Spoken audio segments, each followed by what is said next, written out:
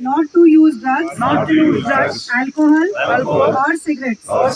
I pledge to learn about the harms of drugs. I pledge to respect my health and mind. I pledge to educate others about the harms of drugs. I pledge to make my society drug free. लेकिन यहाँ पर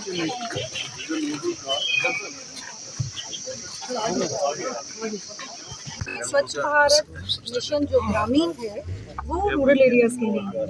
और जैसा आपको पता है कि हम लोग अंडमान निकोबार के बाद पहली बड़ी स्टेट यूटी में से एक है, में से क्या हम ही हैं सिर्फ जिन्होंने जेएनके को model ODF plus model declare किया है।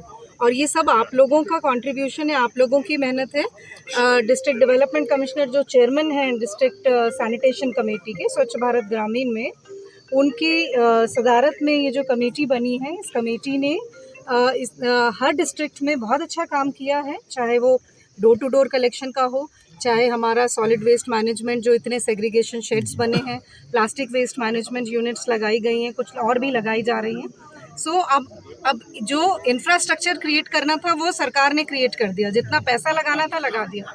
अब सारा दरोमदार आप लोगों के हाथ में है कि आप लोग अपनी सराउंडिंग्स को कितना क्लीन रखना चाहते हैं, क्योंकि कचरा ऐसी चीज़ नहीं है कि एक बार कर दिया और साल भर के लिए काम खत्म हो गया या 2-4 साल के लिए आपने एसेट बना दी। आप देख रहे हैं रोज़ के रोज़ कचरा जनरेट होगा, वो रोज़ के रोज़ क्लीनिंग करनी है। उसमें जब तक आवाम खुद नहीं लगेगी तब तक वो सफाई नहीं हो सकती। प्रधानमंत्री जी का ये जो आज का प्रोग्राम है उसका मकसद भी ये है, ये सिर्फ एक फ़ोटो ऑप करने का नहीं है।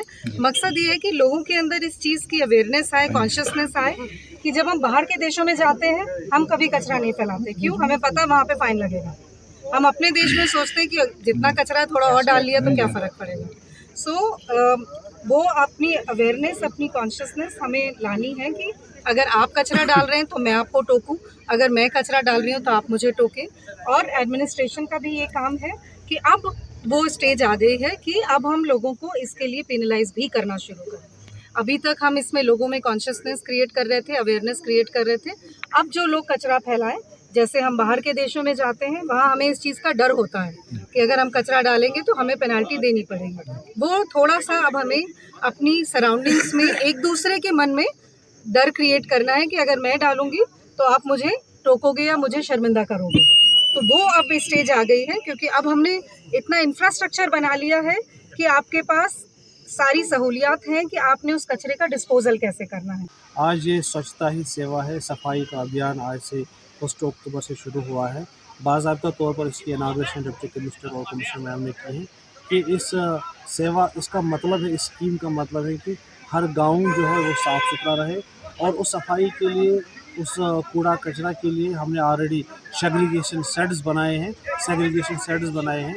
हर गांव में, हर पंचायत में जो भी कूड़ा इस गांव में जमा होगा वो उस सेग्रीगेशन शेड तक पहुंचने के लिए, उसके लिए हमने डोर टू डोर कलेक्शन के लिए एक गाड़ी का भी इंतज़ाम किया है। हमने ब्लॉक में 4 गाड़ियां लाई है, पिकअप वैन्स, जो इस कूड़े कचरे को कलेक्ट करेगी और उस सेग्रीगेशन शेड तक बनाएगी। मकसद यही रहेगा इसमें कि हर गांव जो है, रूरल एरिया जो है, आज तक आप लोगों ने खाली ये सुना होगा कि टाउन्स की सफाई हो रही है, लेकिन आज के बाद हर रूरल एरिया, हर गांव में, हर गली कोचे में सफाई होगी।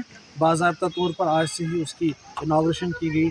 और मैं आपकी मीडिया के माध्यम से और आपकी वसात से लोगों तक ये पैगाम पहुंचाना चाहता हूं कि अपने घर को तो आप साफ़ रखते हो, अपने घर के पूरे शहर को आप साफ़ रखते हो, लेकिन हमारी जिम्मेदारी बनती है घर के साथ साथ हम अपनी गली को भी साफ़ रखें, अपने मोहल्ले को भी साफ़ रखें, और जो भी कूड़ा कचरा हमें निकले वो एक डस्टबिन के अंदर डाल दें।